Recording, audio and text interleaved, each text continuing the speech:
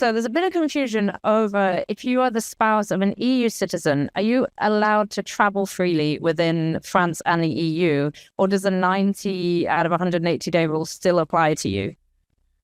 Well, this is the same rule for all residency permits, no matter if you are a spouse of EU citizen or not. But you need to stay in France at least for 6 months out in a year in order to be able to renew it. This is the theory. Okay. But the 90 days rule, I mean, even if they're the spouse of an EU citizen, they remain non-European. So that 90 days allowance still apply, that they cannot exceed it unless, as Elena was saying, they seek residency in a particular country. Because, and I don't know if you've said it, but the spouse of an EU citizen, they have 90 days. If they enter France, for example, with the spouse, and the partner, they have 90 days to secure that spouse of an EU citizen residency permit.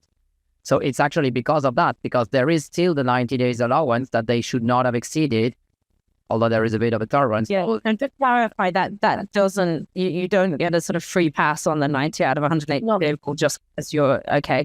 And yeah, even I'm French. If I were to be living, I'm living like half an hour from the Spanish border. And if I want to go live there, I will need to apply for a residency permit. In fact, I kind of need to declare myself as being a Spanish resident now, and I'm a European citizen.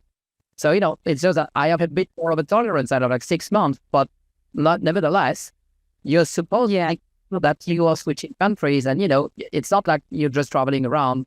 Again, no one will come checking or knocking at the door and say, well, get out.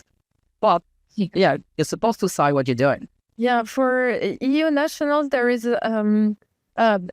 there is more tolerance. You do not need to apply for a residency permit if you have a European nationality, but you need to be economically self-sufficient and not be depending on the social security. So basically, you need to have a coverage.